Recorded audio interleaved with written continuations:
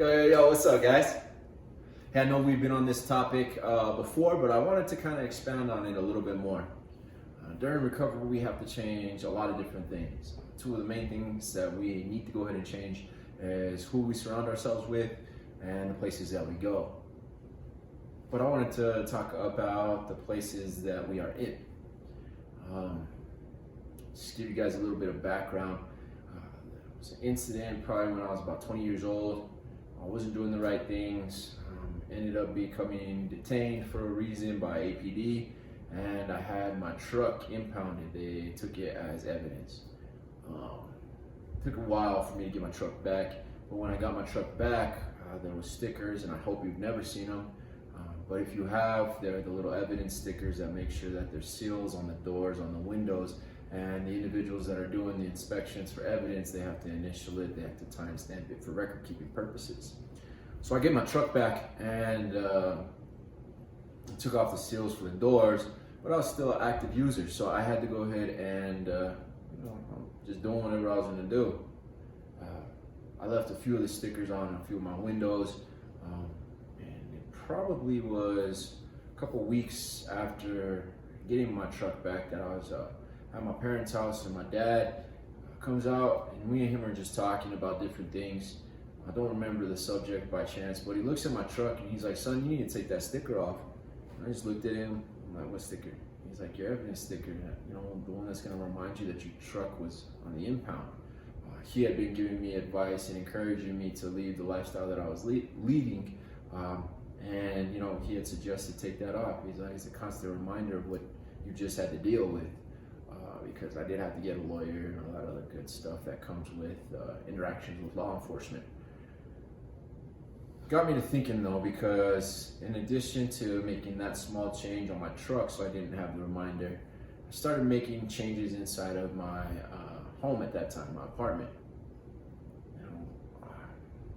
In our recovery, what we must remember is that our brain has developed patterns, and that we have allowed these patterns to kind of become triggers at times. So part of recovery is eliminating every type of scenario that we have control over that would trigger us to use again. I say that because I started moving my furniture around in my apartment. I started parking in a different place at my apartment complex. I started taking different routes.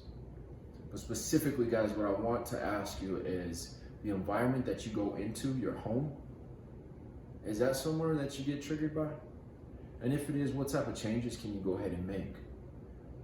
Don't get me wrong, I know that individuals that are watching this can go from being completely homeless all the way over to individuals who have a very nice place to reside in. What I just want you to start thinking about is, what are some small changes that you can make in your current environment that will start to get your brain to slightly think a little bit differently, where it's gonna have to work just a little bit more. And what I mean by that is that even in my current home right now, sometimes I gotta go ahead and either put up artwork or I gotta move the artwork so that my brain doesn't get stuck in these patterns. I don't wanna say that are bad for me, but it just doesn't stay in those consistent patterns. So start moving the pictures that you have around. You don't have pictures around, and start moving your furniture around. Start changing the environment that you spend time in, whether that is your home, your office, wherever you're spending a lot of time that you know that you've used, you know that you've thought about using. Start making slight changes to those environments so that your brain will start making slight changes to the way that it processes things and the way that it thinks. Again, I am a firm believer that within a 2-week, sometimes 4-week time frame, your body can detox from the substances that you have put into it, as long as you don't consistently put them in. But I'm also a firm believer that our brain needs to change too. Our thoughts need to change. The way that we conduct ourselves needs to change. The way that we think needs to change.